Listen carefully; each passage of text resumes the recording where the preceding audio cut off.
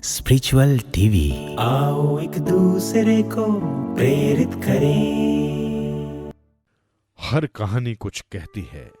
एक थी संतवती। एक नगर में 7 भाई रहते थे।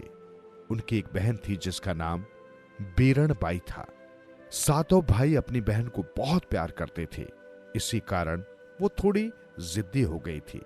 वैसे तो वो सभी देवी देवताओं की पूजा किया करती थी, लेकिन गणेश जी की पूजा वो कभी नहीं करती। उससे कोई इसका कारण पूछता तो वो कहती, धुंध धुंधलो सूंड सांडलो नाना नाना हाथ पांव डबरायो पेट, ओ की पूजा कौन करे। बीरणबाई के मुंह से हमेशा ऐसी बातें सुनकर गणेश जी को बड़ा बुरा लगता। एक दिन उन्होंने उसे सबक सिखाने की सोची। एक रात जब बीरणबाई सो रही थी तब गणेश जी भंवरे का रूप धारण कर आए और उसके सिरहाने में इत्र की शीशी रखकर चले गए। उसकी भाभी जब ननंद को उठाने आई तो इत्र की शीशी उसे बिस्तर पर मिली। शीशी देख उसे अचरज तो हुआ, किंतु उसे बीरणबाई को नीचा दिखाने का मौका भी मिल गया। उसने तुरंत वो शीशी अपने पति को दिखाते हुए कहा, देखो तुम्हारी इस लाडली की करामात अपने को संतवती कहती है।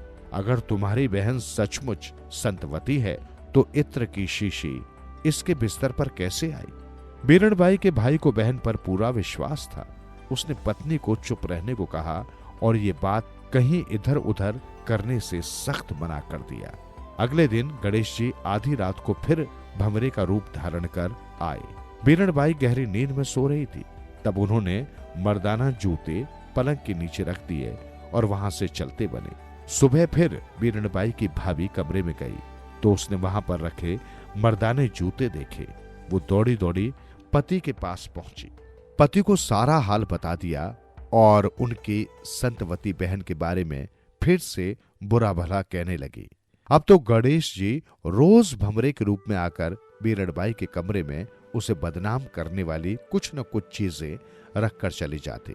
बीरणबाई की भाभियों को रोज मौका मिल जाता और वे उसके भाइयों को रोज शिकायत करती।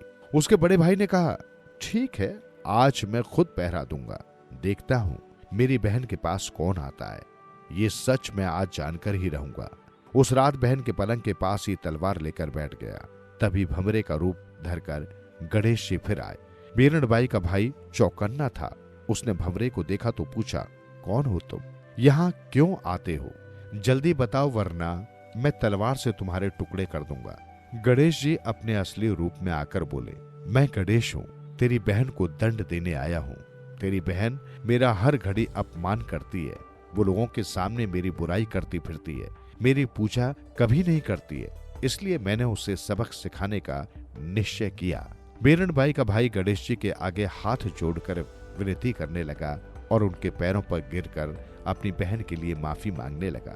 उसने कहा, भगवान ये अभी नासमझ है, अब कभी आगे से ऐसी गलती नहीं करेगी और आपकी पूजा भी जरूर किया करेगी। गणेश जी ने कहा, ठीक है, अगर तुम्हारी बहन अब कभी गलती नहीं करेगी तो मैं इसे दंड नहीं दूंगा। ये कहकर गणेश जी वापस चले गए।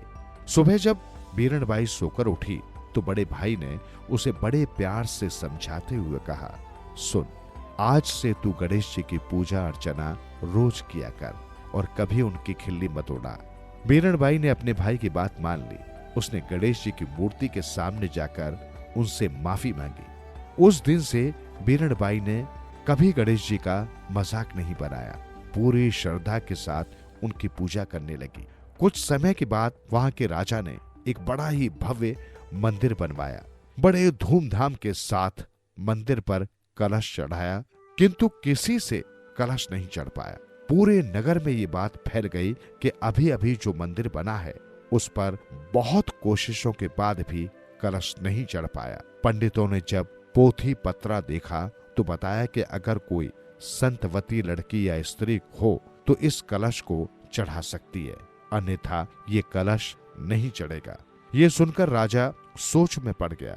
उन्होंने आदेश दिया कि पूरे राज्य में डोनी पिटवा दी जाए कि अगर कोई ऐसी स्त्री या लड़की हो जिसे अपने सत्य पर विश्वास हो तो वो तुरंत आकर मंदिर पर कलश चढ़ा दे।